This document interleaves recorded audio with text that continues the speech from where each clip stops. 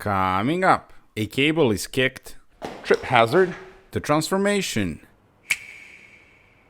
We fabricate, Cut that, glue that over there, glue that on the top. and I wear a manly hat. It does the job. Welcome back to part 11, I believe, of Project Cologne, and it's time to address the outstanding issues from the previous episode, starting off with the steering rack. This is the rebuilt steering rack that I got from a company that has good reviews. Forgot the name, and I don't want to recommend them until I'm sure that this is going to last, but it has good reviews, good experience on German forums, so it should be fine. It set me back 270 euros plus 100 euros deposit. I need to send the old one back. And it comes with boots and inner tie rods, but I'm not going to use them because this does not look OEM.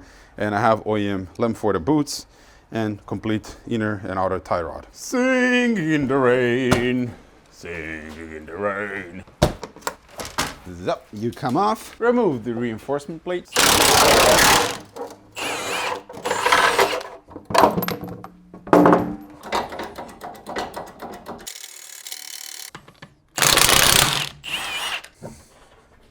Hello, love. First, we're gonna remove the tie rod.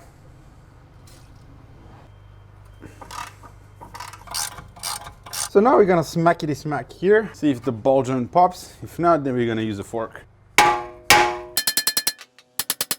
Think you're gonna get the fork.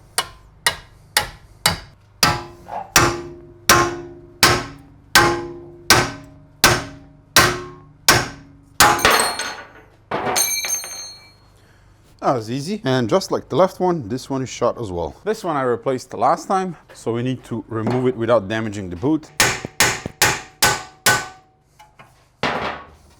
Now we need to put the steering wheel in the straight position, remove the key so that the lock is engaged, and then we can remove the steering rack. Now we're going to remove both tie rods. This one is brand new that I replaced last time, so just gonna reuse it. And the left one I need to remove and then measure so that the distance is the same when we install the new one. Undo the giant nut.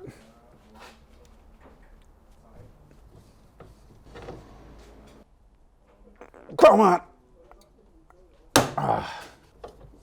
Now we need to disconnect power steering lines.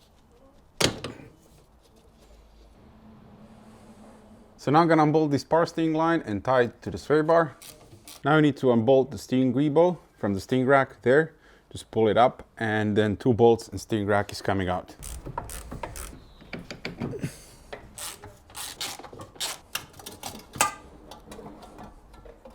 There we are. Honestly, this is one of the easiest steering racks to replace ever. Super easy. Transfer the greebo. This is a brand new one that I installed last year. So I'm actually gonna put this on the car. That way I can just slide it onto this one. All right, so now I'm gonna remove these boots and inner tie rods. I think the steering rack is not centered at the moment. So let's measure from here. We have 59 millimeters, and here 45. 52, perfect. Now the steering wheel is going to be centered. On the bolts for the steering greebo, we are adding blue thread locker. Now we can torque the steering rack.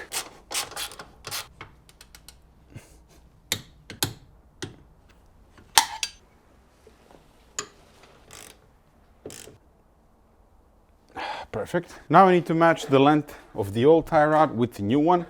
That way the car is not gonna be all over the place and I can drive to the alignment shop. First we need to mount a new boot on the new tie rod.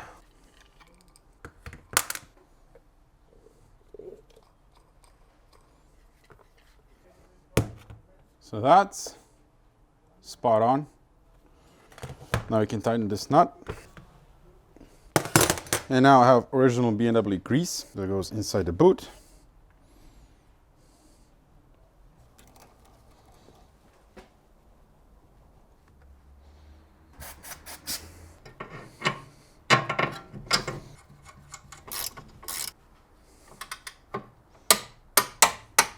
Now we're gonna top up the power steering fluid. So now I'm gonna start it, then shut it off immediately and re-add more fluid, because power steam pump, it's just gonna pull a lot of fluid at once. Yep, the level went down.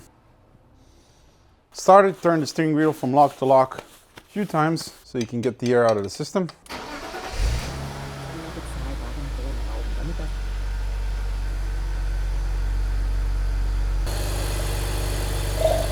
The level is good. Now you can go underneath and check for leaks.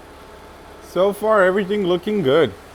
Job well done. New strut arrived from Cologne, and now we're going to replace it. Honestly, I really like these shocks. The ride is really good. Not as good as Cologne FSD, the predecessor to Special Octave, but still really good. And it is unfortunate that the last one went bad so quickly, but Scheisse happens, and Cologne was really nice. They sent me a brand new one immediately. They even told me, come to our shop, we'll replace it free of charge. Which is nice of them, but I'm just gonna do it here myself. And hopefully this one lasts longer. So you know the drill, I've already done this in the, I don't know which part, but you can look it up. So I'm not gonna show the whole procedure, but I'm just gonna remove this shock. And hopefully now, because I have M Sport springs and M Sport control arms, I don't have to remove the ball joint, but let's see.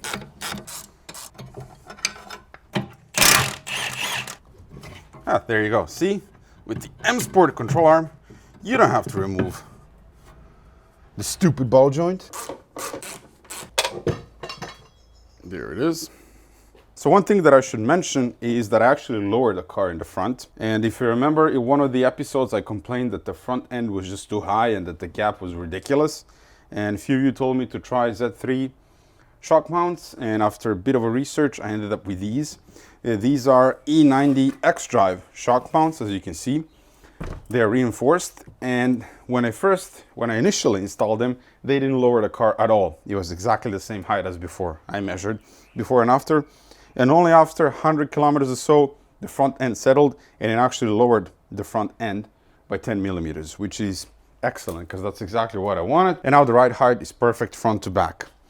So this is still OEM Lemforda part, and if you compare this to the E46 one, this is a lot thicker and just better built than the E46 one. So there's a quick tip for you. So now we need to remove the spring and transfer everything over to the new shock.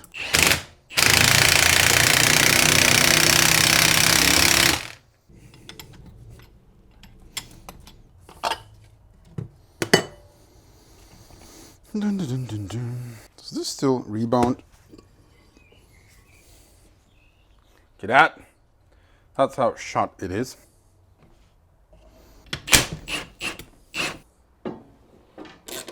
This is the Hugh Jackman Jr., the smaller one. Say thank you, Mr. Jackman. Vielen Dank. This is all buttoned up. And now I can finally do wheel alignment, and the suspension should be good for the foreseeable future. Every single thing in the front suspension is brand spanking new. Everything. Every single bushing, ball joint, strut, every component. All of it is new. And with that click, off to the wheel alignment shop. All right, ladies and gents, now it's time to talk about the mishap and mismatched paint from the previous episode. I've spent about 2 days arguing with the paint shop. They claim that they got the paint as best they can. They used the code, they scanned, they just couldn't get it right. In the end, the chef, the boss of the shop, told me, go and get your own paint. I'll pay for it and we'll paint the bumpers. And I went to a few different places in Frankfurt to sell paint. I ordered, he also ordered a couple of samples. We tried mix matching and I tried over 6-7 samples, nothing matched. And what do we have now? Now we have a match. I spent about a day Googling and talking on the phone, and I ended up ordering paint from Hanover, from some online place that sells paint. And on the right, you can see the correct color, the color that's going to be used now. And on the left is the color that the paint shop used initially. And just have a look at this. So hopefully you can see it on the camera, but the paint on the left that the paint shop used is Standox, which is a good supplier of paint, but it is a complete mismatch for the color in the car. And the one on the right is made by MIPA. And the left one, that is water-based paint, the new modern paint. And the one on the right is solvent-based. I don't know exactly what it is, but that's what it told me, solvent-based. As you can see, it matches about 100 times better than that thing. Of course, it's not 100% perfect match, but this is totally acceptable when you take in consideration that this here is original 20-year-old paint. So it is kind of faded and it's not polished, and that matches pretty well. I can definitely live with that. And you can see when you look at the certain angles, I don't know if this is coming on camera, but this is so green, and this does not change color like that. This stays and it kind of blends in within super nicely. So now I'm gonna order about, the guy told me, 1.5 liters of paint. Gonna have that shipped directly to the paint shop, and they're gonna finally paint the bumpers, and then I can install them. And I'll get back to you once the bumpers are back from the paint shop. And now we're gonna circle back 360 degrees Fahrenheit to the rear door panels. And if you remember, this car used to have manual rear windows, and I retrofitted power rear windows, which meant that these beautiful leather door panels have a gaping hole in them where the manual crank thing went. And I said I'm gonna install a speaker here because I also retrofitted hi-fi speakers into the car, but that's wrong, because speakers, they have a designated location on the back that's marked on the door panel. And if I were to put a speaker here, then I physically wouldn't be able to mount the door panels onto the door because the frame of the door is in the way. So I would have to cut away some metal and stuff, and I really didn't want to do that. And I also didn't want to live with a hole in the door panel, so I decided to go full crazy ex-girlfriend onto these door panels, but in a good way. And as you can see, I've taken them apart, which is rather easy to do. Just chisel away some plastic on the back, and this comes undone. And then I enlisted help from a good friend of mine, Felix. He's a nice fellow with a small upholstery shop that did the leather repair on the front seats. Don't remember which part it was, but I'll leave all of his info in the description. And essentially what I ended up doing is I bought used door panels that didn't have any holes in them. And then I had Felix recover this section of the door panel in brand new leather. That's this stuff over here. It took us several months to find the leather that matches color-wise. And as I didn't want to redo the handle as well, because that's in really good shape, and I think it would be rather tricky to redo all of that. And after 10 or so samples, this is the best one we found. I don't know how it's coming out on camera, but depending on which angle you look at it, it matches, or it's close to matching the old one. This one is a little bit darker and that one is a bit lighter. But for the rear door panels, it'll do just fine. I mean, once you put this onto the car, you won't be able to notice anything. And Felix, as always, did an excellent job. This whole section is with brand new leather. He did an excellent work with stitching, and he also used foam underneath, so this is nice and soft to touch. And more importantly, the stitching lines up with the door handle here and here. So excellent craftsmanship from Felix. Thank you very much. And if you have any leather needs, seats, steering wheels, door panels, whatever, just drop him a message and he's going to take care of you. Now we need to put this back together, and I already finished the left side, and I just used hot glue, the black one, in a few places, but for the most part I used self-tapping screws with washers. So this is secured in place really firmly and it's not going anywhere. On this one I also pre-cut the hole, so I just need to poke the leather and it's ready for the speaker. So that's been cooking for the last few months, and I've spent a lot of effort and money on something as stupid as rear door panels. I think I spent around 300 euros on this nonsense, but it doesn't matter because I really wanted to do this properly and I didn't want to have a hole. And that's the last piece of the puzzle for the interior, because I've been driving with black door panels for a while now, so I'm just excited to get this done and finally install them in the car. All right, let's do some self-tapping. So that's firmly reattached. And now I'm gonna cut a hole in the leather, gingerly. Now we can reattach the handle. And for that we're using the big self-tappers.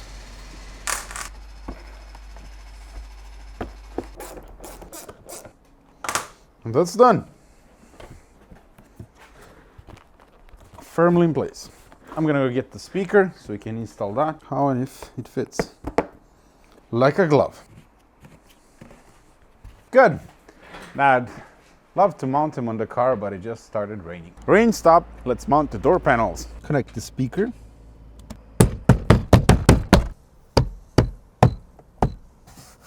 Beautiful. It looks brilliant. Absolutely beautiful. So happy this is finally finished. The color matches pretty decently. I mean, there's some difference, but not as noticeable. And also the new leather needs to relax a bit more. So with heat and sun exposure, it's gonna look a bit better.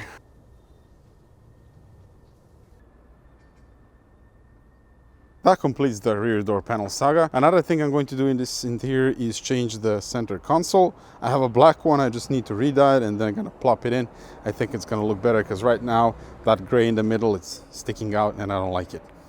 But other than that, I'm super happy with the interior. The steering wheel is beautiful. The seats are doing really, really well.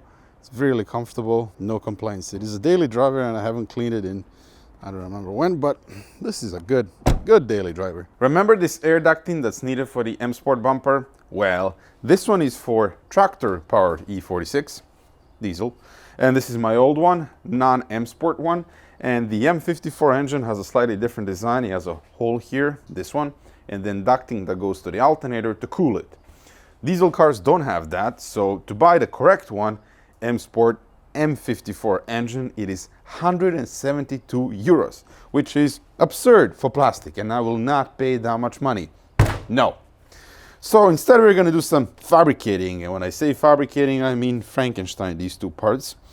Cut that, glue that over there, glue that on the top, and get one very ugly but fully functional air ducting. Let the charades begin.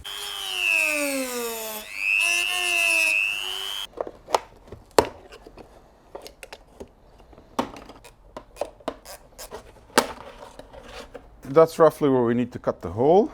And now I'm gonna chop off that bit there.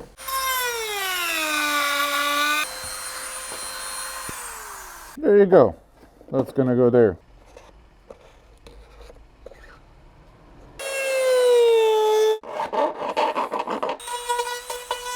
Fire up the glue gun and let's make art.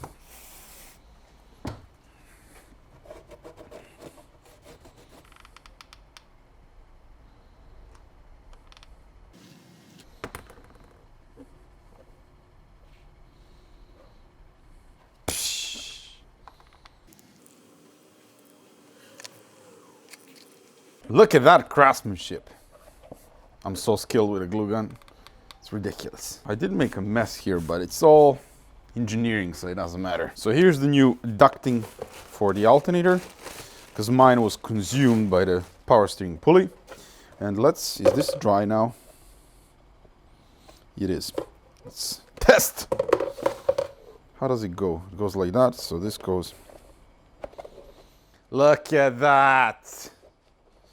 Nice and firm. Now I need to patch up this here because we don't need that hole. This piece of plastic here came from the Ford Mondeo in the yard. One of them is going to the scrapyard. I personally think all of them should go to the scrapyard, but they're not my cars.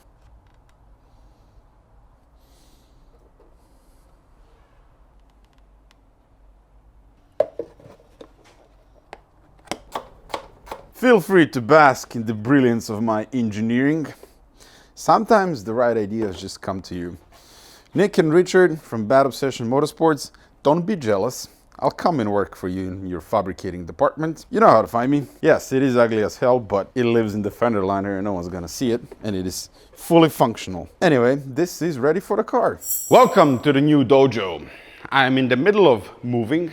I have all of my tools transferred from the tiny shed to here. I built a beautiful workbench, and there will be a separate video on all of this. Trip hazard. But now we are going to install the bumpers. They are finally back from the body shop, and I actually got really friendly with the guy who did the work. The chef, not so much. He really didn't like me. He kept calling me the A word, and he told me essentially to get lost. He's not going to repaint all of the parts, so I had to resort to a bit of, how do I put this in a nice way? I had to persuade him to repaint the bumpers again. He said, just get lost. And I said, all right, no problem. I have a bit of following, so I can go and spread the good word about your shop. And then all of a sudden, the guy just went real easy on me. And then once everything was done, he asked me to leave good review. Not gonna do that, but he did the right thing and repainted the bumpers again. So in the end, all worked out. I have some paint here, and this is the correct paint that I found. So the color will match at least 99%, which is all we need. Side skirt, it's over there waiting for me to step on it. Other one, it's somewhere around here. We'll find it in a bit. And because I didn't really think this through, and there are no tools in the tiny shed, and the M5 and the E32 are in there, we're gonna go a bit old school now. And I'm gonna use my ramp so I can get the front of the car up in the air. And then I'm gonna crawl and pull the old bumper off. Really excited. Let's do it.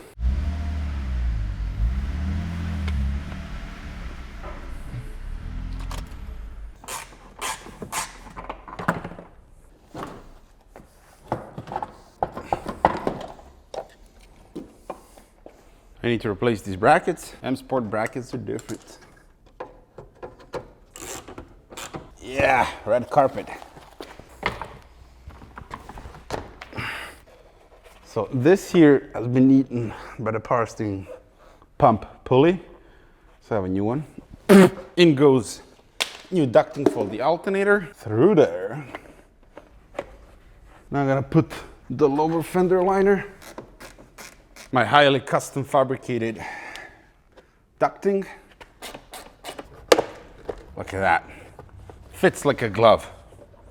And this is gonna work perfectly. This is not under a lot of stress, so just needs to hold everything in place, which it will. Yippity yip. Let's do the fog lights. These are brand new OEM. I gotta say, there's so much space here, it's beautiful to work in. It really is.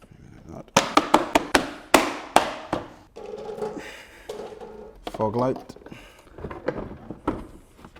That one is in. It's not in. That one is sort of in. There we go. And this one is already perfect. Bang on the money. How about this one? This one is not perfect. This gap here is what we in show business call perfection. I had to play a little bit with it, put some plastic stuff underneath so it kind of pulls the bumper in, and now it's sitting flush with the fender, which is really, really important to me.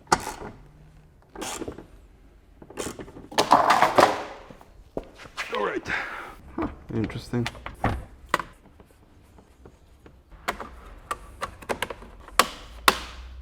And sweet papaya, does it look good. It looks stunning. Right, now we're gonna take it outside in the sunlight and see how the color matches. Have a look-see. The rest of the car is incredibly dirty, but the color matches pretty good. I'd call that as best as you can get with a 20-year-old car. The hood, that's not original paint. This fender is not original paint, but as you can see, it matches really, really good. It looks so much better with the M Sport bumper. All of the gaps line up perfectly. All of the trim is new, the fog lights.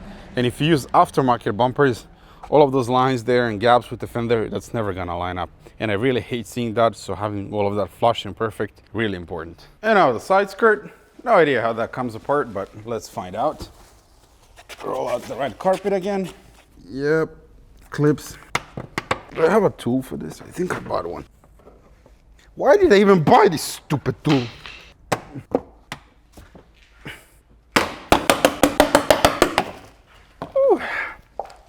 Have you seen such a rust-free E46 ever? Look how solid that is. That is beautiful. Not a speck of rust anywhere. And this just further proves how lucky I got with this car that it's this rust-free. Usually all of this is rotten. Just have a look. Perfect. Absolutely perfect.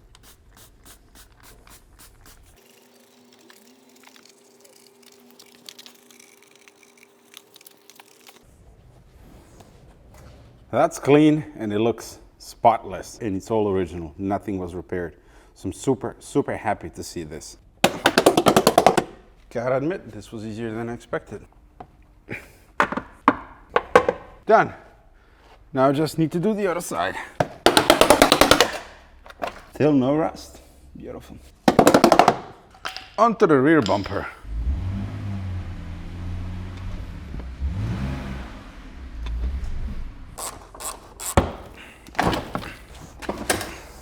Here's the bumper, freshly repainted, and they reinforced the corner. They put some stuff on the back, so hopefully it doesn't crack again, and I'm gonna be very careful with that. So is that one. This side here is perfect. So this is the problematic one. All right, gingerly. Yes, it's clipped in and it didn't break. They're good. I did buy brand new clips here. So this is the brand new spoiler. The one I got with this bumper was for a car with a tow hitch, so it had a hole and it looked really ugly. So I decided to buy a brand new one, original from BMW. Ooh, it's two-piece plastic.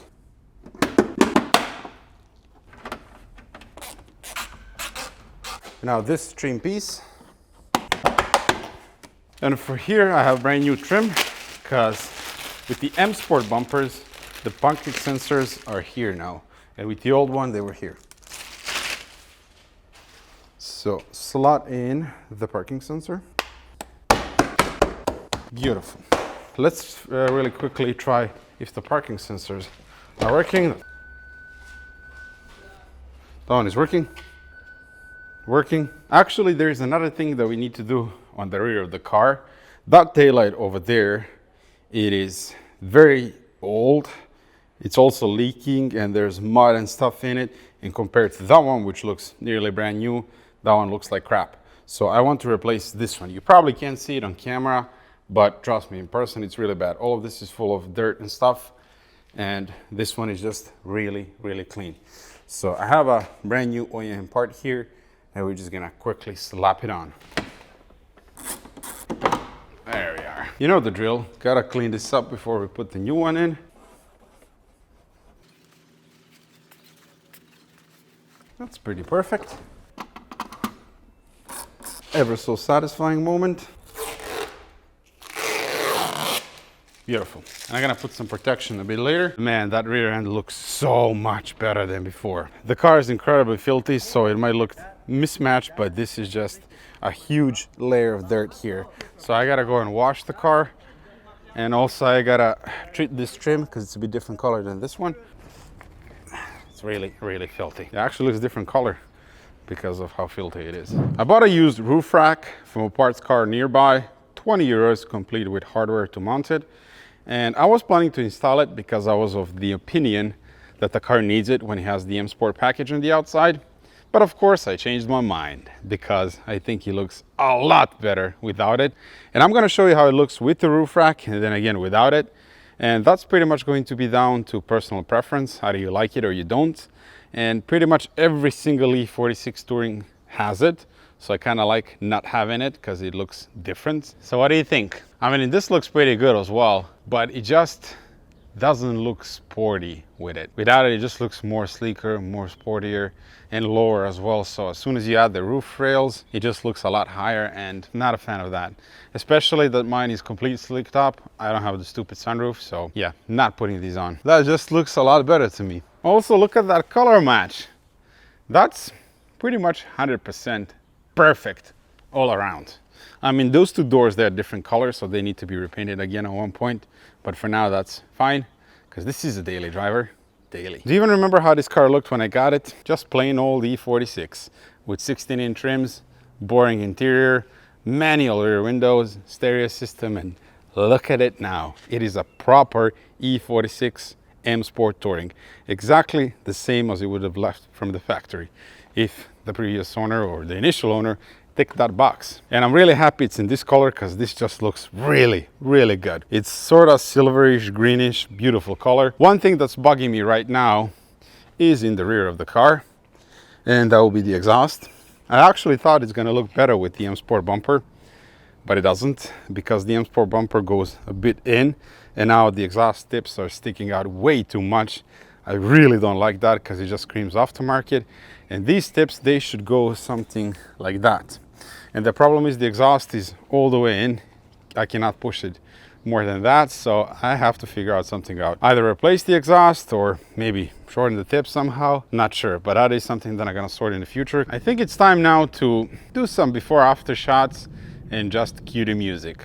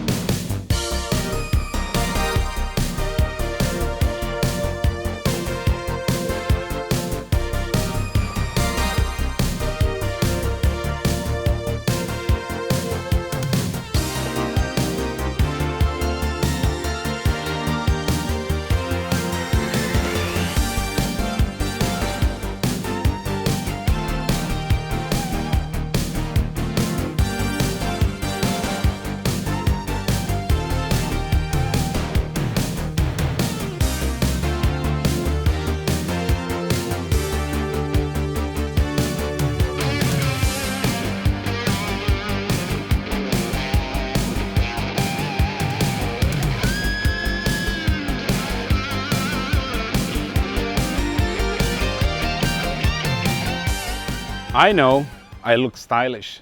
I've misplaced my hat, so I borrowed one from my girlfriend. It does the job. And I was just driving to the shop and I caught myself looking at the reflection of this thing in a glass building. And you know you've done something right when your immediate thought is, snap, this thing is gorgeous. And I know I've said that several times, but I honestly think that BM Sport bumpers, the color, the whole shape of it, it is a properly gorgeous car. Some will ask, why didn't you just get an E46 that had the M Sport package from the factory? Granted, but this is something I wanted to do for a very long time. Just take base Fabricating E46 and make something special out of it. E46 in this form, to me, is one of the classiest, most beautifully designed BMWs. Definitely a proper future classic where well-kept, clean examples will keep going up in value. Some of them already command silly money. And this is sort of end of the first chapter for this project. I'm finally at the place where I'm just happy with everything. The interior that we've done in the previous episodes, it's a beautiful place to sit in and I love it. Mechanically, it's completely sorted. The engine is flawless. It rides brilliantly and now it also looks amazing from the outside. The two doors on this side, the mismatch, it's pretty noticeable on the camera. In person, oddly not so much. But since I have the correct paint now, I'm gonna have these two doors repainted at one point and that way it's all one color. But other than that, exterior is going to stay exactly like this. This is its final shape. And it is one very clean E46 M Sport Touring, and it doesn't need anything else to make it more beautiful than it already is. The only thing it's missing now is under here, the power. And it is a very fun car to drive on twisty roads, but on the Autobahn, it's just lacking power to keep up with quicker cars. So that's going to be the next chapter for this project, M54 B30 engine swap. I'm actively searching for a suitable donor car. It has to be a 330i with a 6-speed, and they are very difficult to find and expensive. So if you have any leads, just send them my way. I'd really appreciate that. And once the 3-liter engine is in, I'm thinking, why not deviate from OEM and perhaps slap a G-Power supercharger on it? That would be neat and fun. I've never done anything like that before, and it makes some proper power as well. But we'll see. I'm just thinking out loud for now, and first I need to find the donor car. I really hope you enjoyed this series. I had a ton of fun fixing up and improving this E46. It really is a great platform for all of that. And as it is a project car, and we all know those are never done, you're still going to see videos on it. As always, thank you very much for watching. Please consider subscribing if you liked the video. Check out the merchandise. The link is in the description, and I'll see you very soon. The next video is going to be on the workshop and work that we're doing inside. And Project Karlsruhe and Project Riley are also coming very soon. See ya!